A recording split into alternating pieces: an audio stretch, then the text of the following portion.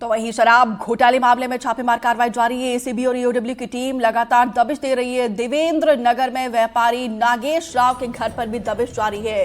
हरीश लखमा के करीबी माने जाते हैं। हरीश लखमा कवासी लखमा के बेटे हैं और यहां पर आपको बता दें कि 5 जिलों में 11 जगहों पर लगातार कार्रवाई है। कुल मिलाकर जो एपिसेंटर है वो दंतेवाड़ा बताया जा रहा है, सरगुजा बताया जा रहा है, क्योंकि देखिए कवासी लखमा जो पहले से ही जेल में बंद है उनके करीबियों के ठिकाने पर दबिश दी जा रही है और साथ ही जो हरीश लखमा है उनके करीबी के ठिकाने पर भी दबिश दी जा रही है। हरीश लखमा कवासी लखमा के बेटे हैं। देवेंद्र नगर में व्यापारी नागेश राव के घर पर भी रेड दी जा रही है और इसके बाद से देखिए ये कार्रवाई लगातार जारी है।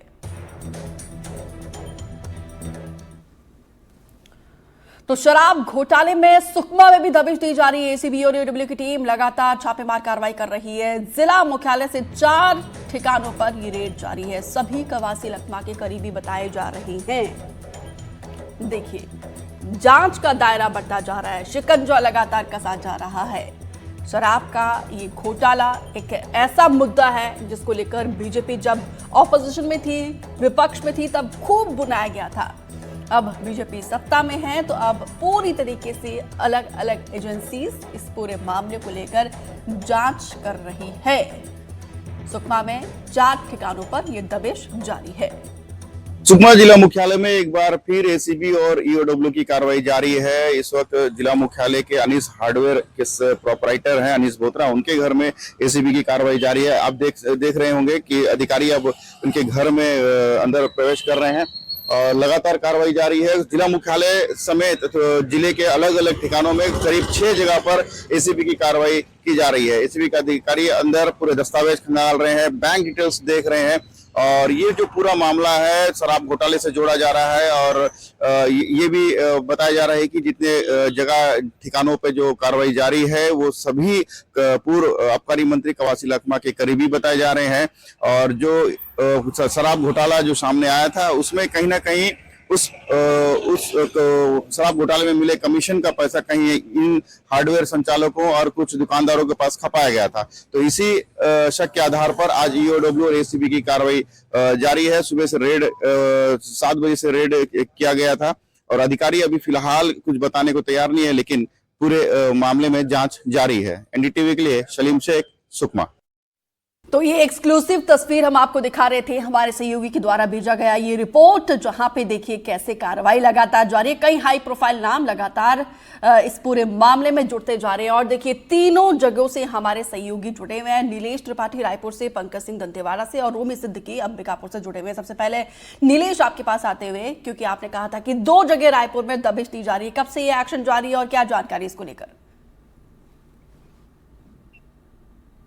देखिए आज सुबह से ही जब जो रेड लॉन्च किया गया वो पूरे जितने भी ठिकाने थे उनमें एक समय पर ही हर जगह पर टीम पहुंची और अलग अलग लोगों के यहाँ जांच चल रही है। जैसे कि सुकमा की बात अभी रिपोर्ट हम देख रहे थे, दंतेवाड़ा में भी चल रही है, सरगुजा में चल रही है और जगदलपुर और रायपुर में 2 जगहों पर, एक देवेंद्र नगर स्थित जो जिसका नागेश्वर राव है उनके यहाँ और इसके अलावा कृष्णा नगर में रहने वाले एक कमलेश नाटा है जिनके यहाँ सुबह से ही कार्रवाई चल रही है। दस्तावेजों की जांच की जा रही है और खासकर शराब घोटाले से जुड़े जो इनपुट मिले थे कि जो पैसे आए, कमीशन के जो पैसे आए या फिर जो घोटाले की वजह से जो पैसे जनरेट हुए उनको किस तरह से कहाँ खपाया गया, कहाँ इन्वेस्ट किया गया, किन के माध्यम से किया गया, इन्हीं सब मामलों में जांच चल रही है और इसका एक बड़ा इनपुट एक बार फिर से एसीबी के हाथ लगा था। बताया जा रहा था कुछ दिन पहले ही, लगभग 15-20 दिन से या उससे पहले से, जब कवासी लखमा जो कि पूर्व आबकारी मंत्री है उनकी गिरफ्तारी के बाद एसीबी ने भी उनसे पूछताछ की थी। ईडी की पूछताछ के बाद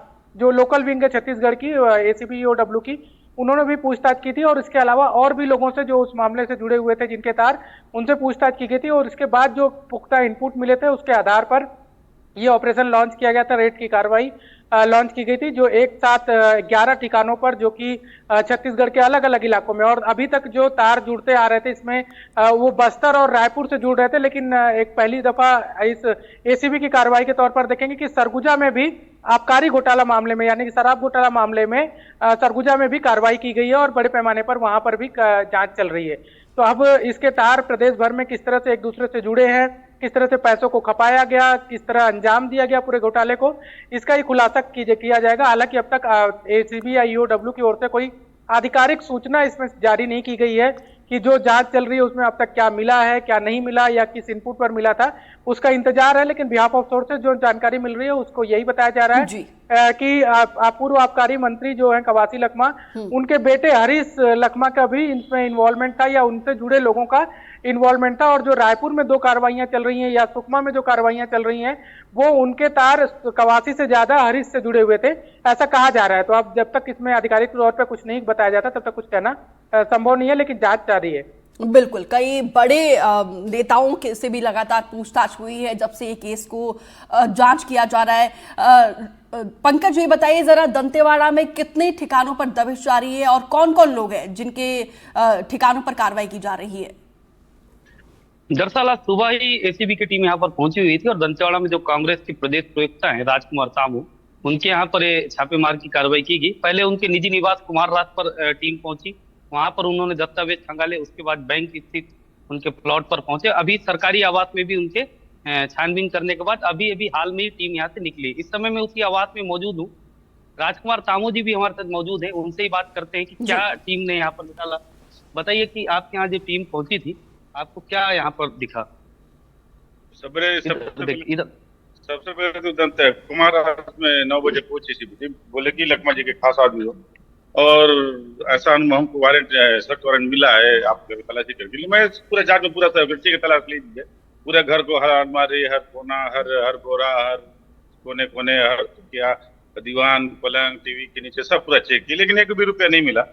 कुछ कागजात जमीन के थे, उनको फोटोकॉपी करा के बोले कि हमको जब्ती करें। ठीक है, जब्ती कीजिए। मेरे को तो ऐसा लगता है सब बीजेपी का सरकार है, विपक्ष के जितने भी नेता हैं, बड़े और छोटे, विपक्षहीन बीजेपी चाहता है कि कोई आवाज उठाने वाला ना मिले। हमारे लखमा जी के मंत्री जी के यहाँ, पूर्व मंत्री जी के यहाँ भी कुछ पैसा नहीं मिला, तब भी वो 6 महीने से जेल में है। ऐसा कुछ षड्यंत्र बीजेपी रच रहा है कि कुछ ना रहे और हम खाली मतलब सत्ता में रहे और दुस्साहस करते रहे और जनता के हित कुचलने कई लोग प्रयास कर रहे हैं। क्या आपको क्या लगता है कि मतलब ये जो कार्रवाई हुई है इसमें ये तो राजनीति द्वेष पूर्ण भावना से मतलब कार्रवाई की जा रही है। राजनीति द्वेष बोलो, राजनीति द्वेष से किया जा रहा है, राजनीतिक द्वेष को भावना से किया जा रहा है। और कोई बात आप अपनी रखना चाहें?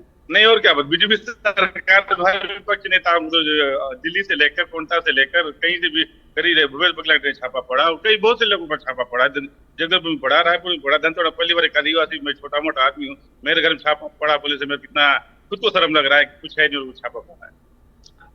लगातार कार्रवाई सुबह से यहाँ पर चल रही थी और यहाँ से कुछ दस्तावेज भी लेकर के गए हैं, लेकिन अभी ये आधिकारिक रूप से घोषणा नहीं की गई कि क्या लेकर यहाँ पर गए हैं और आगे वो क्या रखने वाले हैं। जी बिल्कुल, कार्रवाई बेहद कॉन्फिडेंशियल तरीके से किया जा रहा है, लेकिन विपक्ष का ये कहना है कि राजनीतिक द्वेष के चलते ये कार्रवाई की जा रही है। रोमी सिद्दीकी भी हमारे साथ जुड़े हुए हैं। रोमी, क्या अंबिकापुर में पहली बार कार्रवाई हुई है? देखिए, आज सुबह तड़के 6 बजे ईओडब्ल्यू की टीम यहाँ पे एंटी करप्शन की ब्यूरो की टीम ध्वजाराम अशोक कुमार अग्रवाल जो इंटरप्राइजेस का छापा पड़ेगी। मैं देख सकते हैं, मैं यही मौके पर खड़ा हूँ, ये उनका निवास है जहाँ पे 6 बजे छापामार किया गया। लगभग 9 घंटे छापामार कार्रवाई के बाद अभी तुरंत ही यहाँ से ईओडब्ल्यू के अधिकारी जो हैं, एंटी करप्शन ब्यूरो के अधिकारी वहाँ से निकले हैं, लेकिन उन्होंने कुछ भी बताने से इनकार कर दिया। मैं आपको बताना चाहूंगा कि अशोक कुमार और मुकेश कुमार जी का ध्वजाराम इंटरप्राइजेज है, यहाँ पे पहले भी ईओडब्ल्यू और एंटी करप्शन ब्यूरो का और ईडी का रेट पड़ चुका है। 1 साल पहले जब ईडी का रेट पड़ा था तो तकरीबन 500 करोड़ से 1000 करोड़ तक की इसमें गड़बड़ बताया जा रहा था, लेकिन अभी तक मामला, ईडी का मामला है वो अभी तक चल ही रहा है और इसके बाद आज फिर पुनः छापा पड़ा है। सबसे महत्वपूर्ण बात है कि ये जो ध्वजाराम इंटरप्राइजेज है, ये प्रदेश का सबसे बड़ा सप्लायर माना जाता है सरकारी कार्यालयों में सामान सप्लाई करने का। तो निश्चित तौर पर कहीं ना कहीं इतने बड़े इंटरप्राइजेज है तो इनके तार भी शराब घोटाले से लगातार जुड़े होने की जानकारी आ रही है, जिसके तहत ये आज सुबह छापामार कार्रवाई किया गया और 9 घंटे तक लगभग 1 दर्जन अधिकारियों ने इनके घरों को पूरा सील कर दिया, जिसके अंदर कार्रवाई चल रहा था।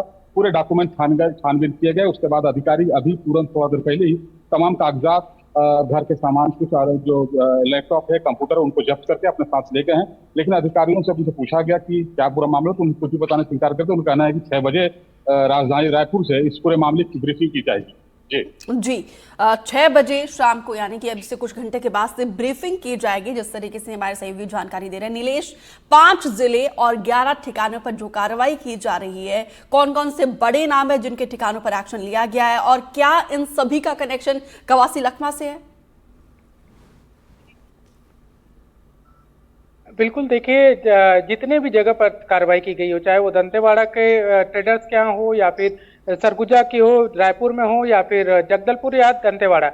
दंतेवाड़ा में भी भले जिनसे अभी बातचीत चल रही थी, जिनके यहाँ कार्रवाई हुई थी, वो कह रहे हैं कि हम छोटे मोटे व्यक्ति हैं, लेकिन पंकज जी अभी अपडेट दे सकते हैं कि उनकी प्रॉपर्टी कितनी होगी और वो किस स्तर के नेता हैं, क्योंकि बस्तर में नेता होने का आकलन उनकी प्रॉपर्टी के पद से नहीं लगाया जा सकता कि वो किस पद पे हैं और उनकी प्रॉपर्टी कितनी है।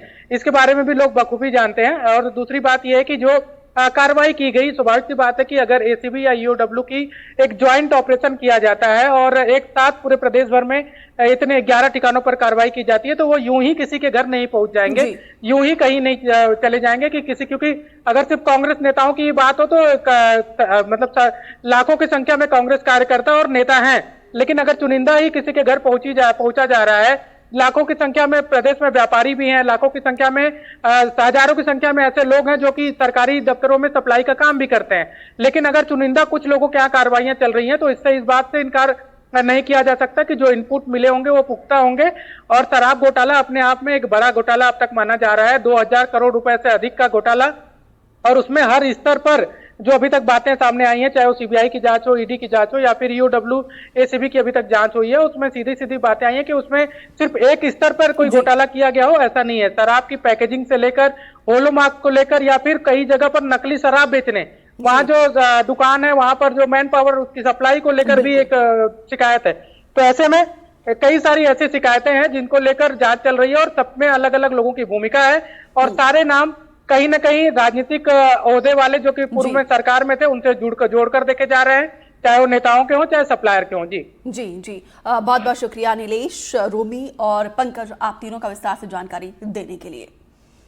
और फिलहाल इस पूरे मामले को लेकर देखिए 5 तस्वीरें हम आपको दिखा रहे हैं किस तरीके से कार्रवाई लगातार जारी है। सुकमा, दंतेवाड़ा, रायपुर, जगदलपुर और अंबिकापुर में बहुत ही यहाँ पे कॉन्फिडेंशियल तरीके से इस कार्रवाई को अंजाम दिया जा रहा है और शाम को 6 बजे ब्रीफिंग की जाएगी। उसके बाद देखना होगा कि क्या और अहम खुलासे होते हैं। रायपुर में 2 जगह पर दबिश दी गई है। देखिए 5 जिले और 11 ठिकानों पर सुबह से ही एक्शन जारी है और ये बड़े व्यापारी बताए जा रहे हैं और सभी का कहीं ना कहीं कनेक्शन जो है कवासी लखमा से है, ये भी बताया जा रहा है।